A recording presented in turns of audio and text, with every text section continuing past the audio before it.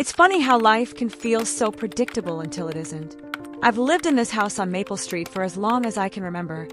Well, except for those 4 years I spent in college trying to figure out who I was supposed to be.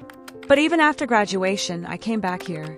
Not because I had to, but because it felt right. My parents, Robert and Margaret Thompson, are the kind of people who make you believe that kindness is still a thing in this chaotic world. They're retired teachers, which means they've spent their entire lives shaping young minds while barely scraping by financially. So when I started working full-time as a marketing manager at a mid-sized firm in Springfield, Illinois, I insisted on paying rent. It wasn't much, just enough to help cover groceries and utilities, but it gave me a sense of independence, something I desperately needed after spending my 20s figuring out what adulting really meant. The house itself isn't anything fancy. It's a modest 2-story with 3 bedrooms, 1 bathroom, yes, only one, and a backyard that used to be Dad's pride and joy before his knees gave out. I've always loved the creaky wooden floors and the way sunlight streams through the living room window every morning. It's cozy, familiar, and safe, a stark contrast to the chaos of my job. But lately, there's been an undercurrent of tension in the air, though I couldn't quite put my finger on why. Maybe it's because Mom's been baking more pies than usual, or maybe it's the way Dad keeps glancing at me over his newspaper like he's about to drop some bombshell news. Whatever it is, I have a feeling my quiet suburban life is about to get turned upside down. And then, just like that, the bombshell dropped. Ethan, my younger brother, the eternal optimist, or maybe just the eternal freeloader, called last week to announce that he'd be moving back home. At first, I thought he was joking. After all, Ethan has spent the better part of the last decade bouncing from one failed venture to another. Remember that time he tried to start a food truck business? Yeah, neither does anyone else, because it lasted exactly 3 months before he decided he hated waking up early. Then there was the brief stint as a real estate agent, which ended when he realized selling houses required actual effort. And now, apparently, he's fresh off another failed attempt at making it big in Chicago.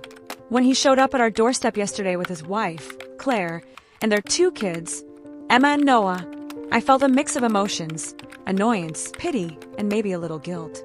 Claire looked exhausted, her usually bright eyes dulled by what I assumed were weeks of stress. Emma, their 6-year-old, immediately started running around the living room like she owned the place, while 4-year-old Noah clung to his mom's leg, wide-eyed and silent. Ethan, on the other hand, waltzed in like he was returning to his kingdom, tossing his duffel bag onto the couch without a second thought. "Home sweet home," he declared, grinning like nothing was wrong. I wanted to scream. Instead, I plastered on a fake smile and muttered something about needing to check on dinner. Dinner that night was awkward, to say the least. Mom had made lasagna, her go-to dish whenever she wanted to smooth over uncomfortable situations. The smell filled the house, warm and comforting, but it did little to ease the tension at the table. Dad cleared his throat and launched into a speech about how wonderful it was to have the whole family together again. "Ethan and Claire just need some time to regroup," he said, nodding approvingly at his son, as if Ethan were some prodigal hero instead of a 30-year-old man who couldn't hold down a job. I stabbed at my lasagna, biting back the sarcastic comments bubbling in my throat. Later, after everyone had gone to bed, I cornered Mom in the kitchen while she washed dishes. "Are you sure about this?" I asked, keeping my voice low so Ethan wouldn't overhear. She sighed and dried her hands on a towel before turning to face me. "Sarah, honey, we're family. We take care of each other." Her tone was gentle but firm, leaving no room for argument. Still, I couldn't shake the unease settling in my chest. What if taking care of Ethan meant sacrificing pieces of my own life? What if this wasn't temporary at all? I didn't say any of that aloud, though. Instead, I nodded and forced a smile, telling myself I could handle whatever came next. How hard could it be, right? The next morning, the house felt like a tornado had swept through it. Boxes were stacked precariously in every available space, spilling over with clothes, toys, and random knickknacks that probably hadn't seen the light of day in years. Ethan directed traffic like he was orchestrating a Broadway show, shouting orders at Claire and occasionally tripping over Emma, who was gleefully spinning in circles with one of Noah's toy cars clutched in her hand. "Careful, kiddo," Ethan called out. laughing as if this whole circus was some grand adventure. Meanwhile, Claire stood in the corner, holding Noah close and looking like she might cry at any moment. I tried to stay out of the way, retreating to my bedroom to avoid the madness. But even there, I couldn't escape. Someone, probably Ethan, had dumped a box labeled miscellaneous on my bed, scattering its contents across my neatly made quilt. There were old photo albums, mismatched socks, and a dusty lava lamp that looked like it belonged in a 1970s basement. I stared at the mess, feeling a headache brewing behind my temples. This wasn't just an inconvenience, it was an invasion. My sanctuary, the one place where I could shut out the noise of the world, had been turned into a storage unit. I took a deep breath, reminding myself that this was temporary. Or at least, I hoped it was. By the end of the first week, I was ready to tear my hair out. Living with 2 adults, 2 kids, and my parents in a house designed for 4 people was proving to be a logistical nightmare. The bathroom schedule alone was enough to drive me insane. Every morning, I'd wake up early to shower before work, only to find Emma brushing her teeth in her pajamas or Ethan shaving while humming some off-key tune. And heaven forbid someone forget to flush the toilet. I won't even get started on that. But the worst part, my bedroom. Or rather, what used to be my bedroom. Between Ethan's boxes and Claire's laundry basket, which she swore she'd move tomorrow, there was barely enough room to walk, let alone sleep. I found myself spending more and more time outside the house, either at work or wandering aimlessly around the neighborhood. One evening, I finally snapped. When I saw Ethan lounging on the couch, scrolling through his phone like he didn't have a care in the world, I marched over and planted myself in front of him. "You know, it would be nice if you actually helped clean up after yourself," I said, my voice sharper than I intended. He looked up, startled, then grinned lazily. "Relax, sis. We'll get to it eventually." Eventually wasn't good enough. Not for me. The cracks in our fragile arrangement started to show about 2 weeks in, and they weren't just limited to the mess piling up around the house. It was Dad who first brought up the topic of finances during one of our family dinners, a rare occasion where we were all seated at the same table without someone running off mid-meal. "So, Ethan," he began casually, though I could tell by the slight edge in his voice that this wasn't going to be a lighthearted conversation. "How are things looking for you and Claire financially? Any plans to contribute to the household?" Ethan froze with a forkful of mashed potatoes halfway to his mouth. For a moment, I thought he might actually choke on them, which would have been both horrifying and oddly satisfying. Instead, he forced a laugh and shrugged. "Oh, you know, Dad, we're still getting settled. But don't worry, we'll figure something out soon." Soon. That word grated on me like nails on a chalkboard. Meanwhile, I noticed Mom exchanging a worried glance with Dad. The truth was, we'd already started feeling the pinch. Utility bills had skyrocketed thanks to Ethan's habit of leaving every light in the house on. And grocery trips now felt like preparing for a small army instead of a family of 6. I clenched my fists under the table, biting back the urge to yell. Soon isn't good enough. It didn't take long for the tension to boil over. One evening, after another frustrating day at work, I came home to find Ethan sprawled across the couch, scrolling through job listings on his laptop, or at least pretending to. His posture screamed laziness, and the half-empty bag of chips crinkling beside him certainly didn't help matters. Dinner was simmering on the stove, courtesy of Mom, but Ethan hadn't lifted a finger to assist. When I walked into the kitchen, I saw her chopping vegetables with tired eyes, while Claire sat at the table nursing Noah, who was fussing loudly. Something inside me snapped. I stormed into the living room and planted myself directly in front of Ethan. "Seriously? You haven't even started looking for a real job, have you?" My voice was louder than I intended, sharp enough to make Emma pause her coloring book and look up curiously. Ethan glanced at me unfazed. "Relax, Sarah. Rome wasn't built in a day. That did it. Relax," I practically shouted. "You think this is some vacation resort where you can sit around doing nothing while the rest of us pick up your slack? Newsflash, Ethan, you're not a guest here anymore. You're part of this family, and families pull their weight." The room fell silent except for Noah's occasional whimpers. Ethan stared at me, his expression shifting from smug indifference to something resembling guilt. But before either of us could say anything else, Mom stepped in, her tone firm but weary. Enough, Sarah. Let's talk about this later. Later never came, but the damage was done. The resentment between us hung thick in the air, unspoken yet undeniable. After that explosive argument, I decided to keep my distance, not just physically, but emotionally too. I spent less time at home, opting to stay late at the office or grab coffee with coworkers instead of heading back to what increasingly felt like a war zone. At night, when I finally returned, I'd retreat straight to my cluttered bedroom, headphones firmly in place to block out the noise. It wasn't healthy, but it was better than confronting the growing rift within the family. Meanwhile, Mom and Dad seemed torn between siding with me and defending Ethan. On one hand, they acknowledged that my frustrations were valid. On the other, they couldn't bring themselves to fully criticize their son. "He's trying, Sarah," Mom said softly one evening as she folded laundry in the living room. "He just needs more time. More time." That phrase was starting to sound like an excuse rather than a solution. I bit my tongue, unwilling to argue further, but inside I seethed. Wasn't I entitled to boundaries? Didn't my happiness matter too? As I lay in bed that night, staring at the ceiling, I realized how isolated I felt. This wasn't just about Ethan.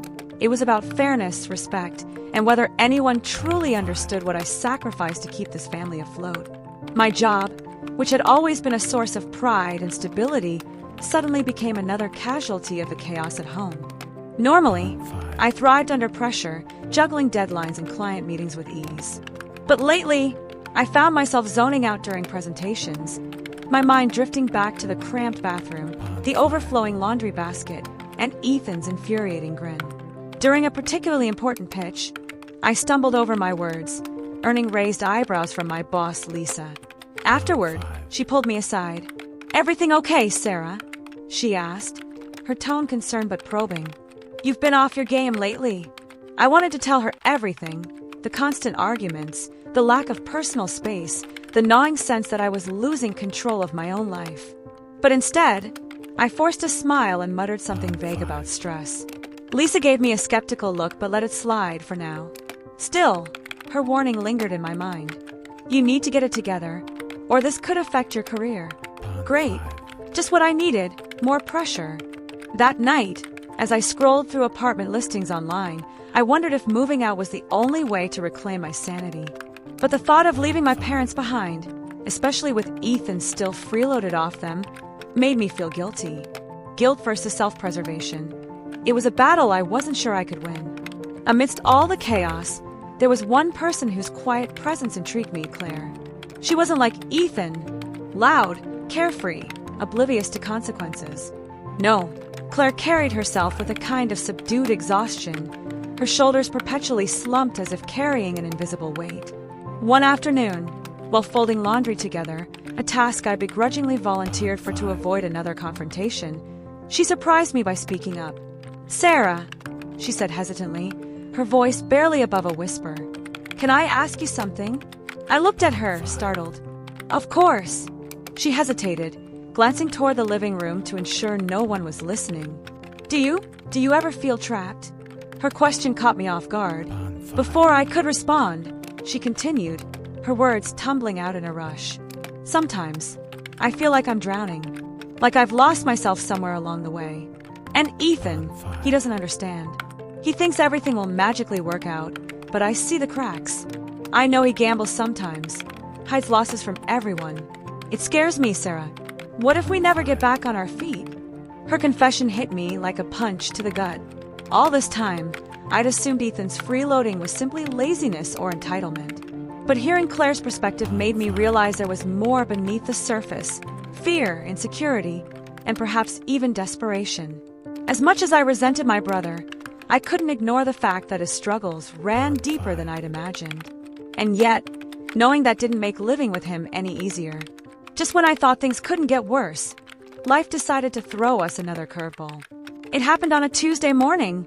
Nothing particularly special about the day, except that it marked exactly 1 month since Ethan and his family had moved in.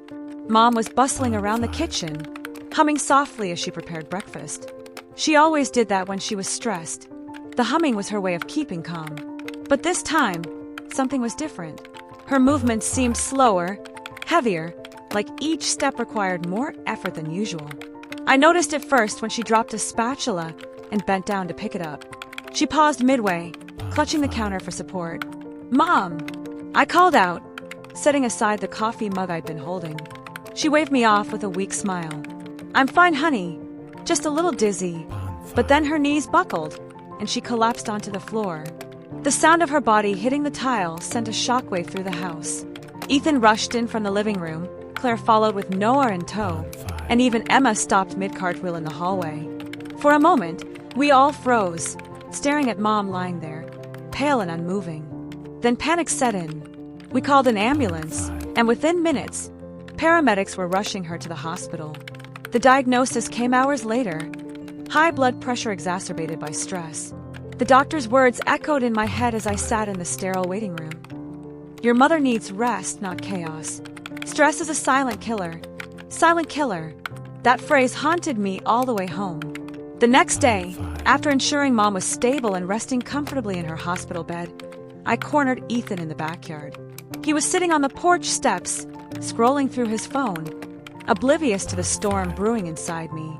"We need to talk," I said, my voice low but firm. He glanced up, startled, then smirked. "What now, sis?" More complaints about the mess. His nonchalance made my blood boil. I knelt in front of him, forcing him to meet my gaze. "This isn't about the mess, Ethan. This is about Mom. Did you know her blood pressure has been spiking because of all this?" I gestured wildly toward the house. "Because of you. Do you have any idea how close we came to losing her yesterday?" His smirk faltered, replaced by a flicker of guilt. "Come on, Sarah. You're exaggerating. It's not like Not like you what?" I cut him off, my voice rising. "Not like you've been taking advantage of everyone here? Not like you've been acting like a selfish child instead of a grown man with responsibilities? Wake up, Ethan. This isn't just affecting you. It's tearing our family apart." Tears pricked my eyes, but I refused to let them fall. Ethan stared at me, his face unreadable. Finally, he sighed and looked away. "You think I don't know that? You think I don't feel like a failure every damn day?" His voice cracked, and for the first time, I saw vulnerability in him. A raw, unfiltered glimpse of the pain he'd been hiding behind his carefree facade. But sympathy wasn't going to fix this. Not yet. Later that evening, Dad called a family meeting in the living room. It was rare for him to take such a formal approach. He usually preferred quiet conversations over cups of tea, but this time, his tone left no room for argument. "Enough is enough," he began, his voice steady but tinged with exhaustion. "This family is falling apart, and it stops now." He turned to Ethan first. "Son, I love you, but your behavior hasn't been fair to anyone. Not to your sister, not to your parents, and certainly not to your wife and kids. You need to step up." Ethan opened his mouth to protest, but Dad raised a hand to silence him. "No excuses. You've had plenty of chances." Then he turned to me, his expression softening. "And you, Sarah," he hesitated, choosing his words carefully. "I know you've carried a lot on your shoulders, and I'm proud of you for that. But resentment isn't helping anyone. If we're going to move forward, we need to do it together, as a family." His words struck a chord deep within me. As much as I hated to admit it, he was right. Holding on to anger wasn't solving anything. It was only driving us further apart. Still, forgiveness wouldn't come easily. Not for Ethan, and maybe not for myself either. That night, I lay awake in bed, replaying Dad's speech in my mind. For the first time in weeks, I allowed myself to consider the bigger picture. Was I being too harsh on Ethan? Or was I simply protecting myself from years of feeling overlooked and undervalued? The truth probably lay somewhere in between. Either way, I knew I couldn't keep living like this, constantly on edge, resentful, and disconnected from the people who mattered most. Something had to change. The next morning, I made two decisions. First, I would sit down with Ethan and hash things out properly, not as adversaries, but as siblings who shared a history far richer than our current grievances. Second, I would start looking for my own place, not because I wanted to abandon my parents, but because I needed space to breathe, to heal, and to rediscover who I was outside of this chaotic household. The thought terrified me. What if they couldn't manage without me? But deep down, I knew staying wouldn't solve anything. Sometimes, moving forward meant stepping away. Ethan surprised me the following week by actually showing initiative. He started applying for jobs, real ones, not the half-hearted attempts he'd made before. Claire confided in me that she'd given him an ultimatum: either contribute financially or risk losing their marriage. Whatever her reasoning, it worked. One afternoon, I found him hunched over his laptop at the dining table, furiously typing away. "Need help?" I asked cautiously, leaning against the doorway. He looked up, startled, then nodded sheepishly.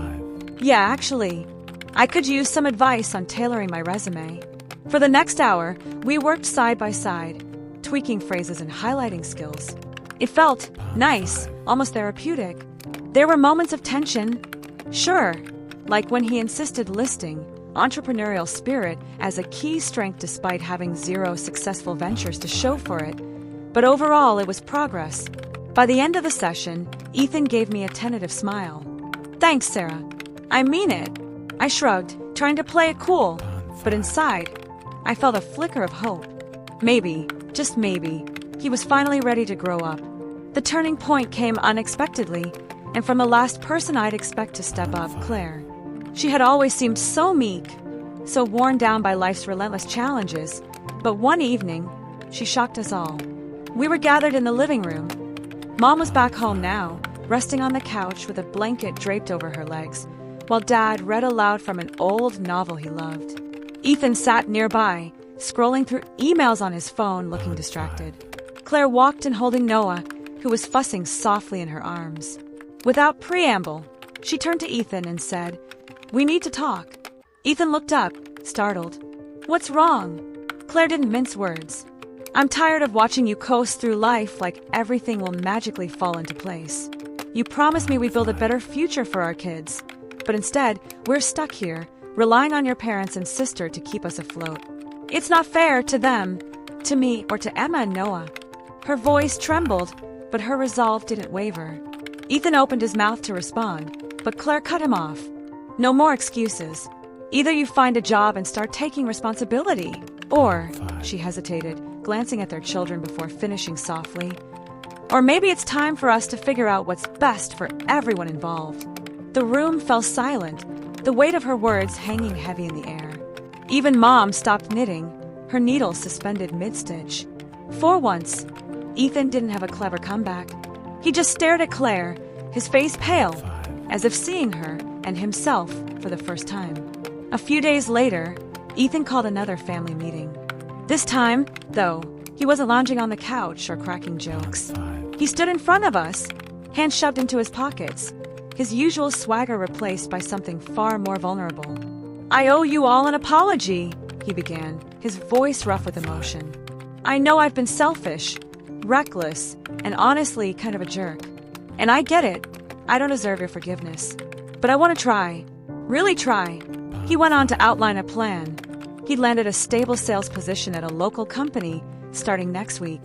He and Claire would begin contributing financially to the household immediately, even if it meant cutting back on luxuries they couldn't afford. Most importantly, he promised to move out within 3 months. "It's not going to be easy," he admitted, glancing at Claire, who gave him a small, encouraging nod. "But I owe it to all of you, and to myself, to do better." When he finished speaking, there was a long pause. Then, slowly, Mom reached out and took his hand. "We believe in you, sweetheart," she said softly. Dad nodded in agreement, though his eyes remained cautious. As for me, I felt a mix of emotions: relief, skepticism, and maybe even a sliver of hope. Only time would tell if Ethan could follow through, but for the first time in weeks, the tension in the room felt lighter. True to his word, Ethan started making changes.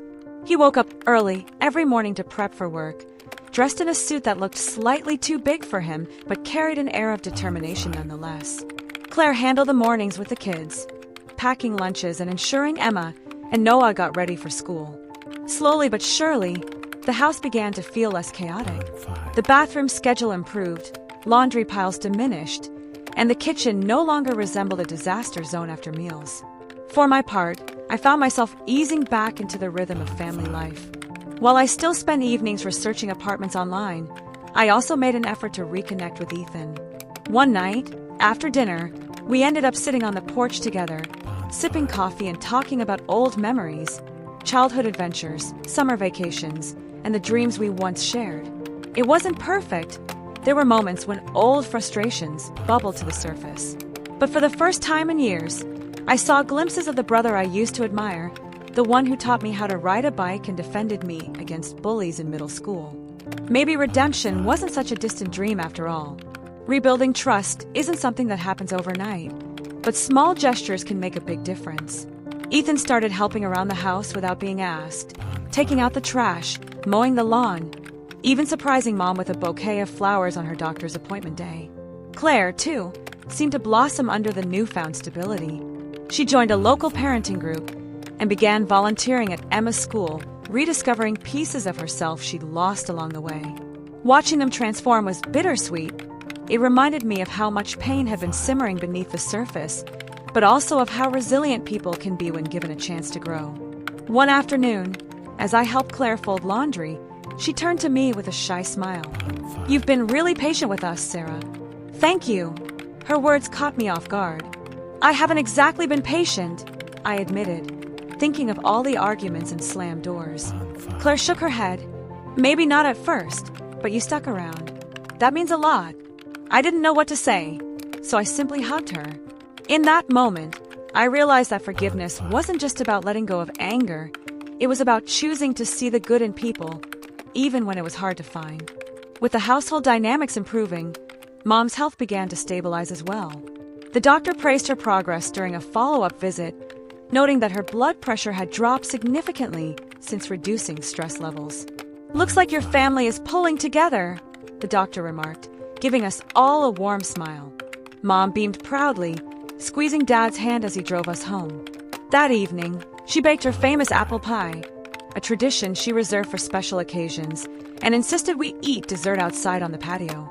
As we sat under the fading autumn sun, laughing at old stories and sharing slices of pie, I felt a sense of peace I hadn't experienced in months. Life wasn't perfect.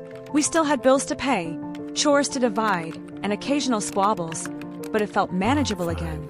More than that, it felt hopeful. Mom leaned back in her chair, closing her eyes as a gentle breeze rustled the leaves overhead. "This is nice," she murmured contentedly. And for once, I agreed wholeheartedly.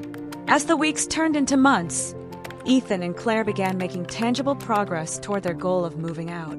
They found a modest rental apartment just 10 minutes away, a cozy 2-bedroom unit with peeling wallpaper and creaky floors, but it was theirs. Watching them pack up their belongings brought a strange mix of emotions. On one hand, I felt relieved knowing my space and sanity would soon be restored. On the other, there was a pang of sadness. Despite everything, having them here had forced us to confront long-buried issues and reconnect in ways I hadn't expected. The day they loaded their belongings into a U-Haul truck, the entire family pitched in. Dad supervised the loading process like a general overseeing troops, while Mom handed out sandwiches and lemonade to keep everyone fueled. Emma and Noah ran around excitedly, thrilled at the idea of having their own rooms for the first time. Claire looked both exhausted and exhilarated, her eyes shining with unshed tears as she hugged Mom goodbye. "Thank you," she whispered, her voice thick with emotion. "For everything." Ethan, meanwhile, lingered near me, awkwardly shuffling his feet. "So, this is it," he said, scratching the back of his neck. I crossed my arms and smirked. "Don't screw it up, okay?" He laughed softly, pulling me into a hug that caught me off guard. "I won't. Promise." After Ethan's family moved out, the house felt eerily quiet. At first, the silence was almost oppressive. I'd grown accustomed to the constant hum of activity, even if it drove me crazy at times. But as the days passed, I found myself appreciating the calm. My bedroom was finally mine again, free of clutter and chaos. The bathroom schedule no longer required military precision, and grocery trips became manageable instead of apocalyptic. Yet, despite the newfound peace, I couldn't shake the feeling that something was missing. One evening, as I sat on the porch sipping tea, Mom joined me, wrapping a sweater around her shoulders against the autumn chill. "It feels different without them, doesn't it?" she said, her tone wistful. I nodded, staring out at the darkening sky. "Yeah, quiet isn't always better." She smiled knowingly. "That's the thing about family, Sarah. Even when they drive you mad, they leave a hole when they're gone. But that's what makes them worth fighting for. Her words resonated deeply, reminding me of how much we'd all grown through this experience. Not just Ethan, but me too. Living with my brother and his family had tested my patience, pushed my boundaries, and forced me to confront uncomfortable truths about myself. And while I wouldn't wish those months on anyone, I couldn't deny that they changed me for the better.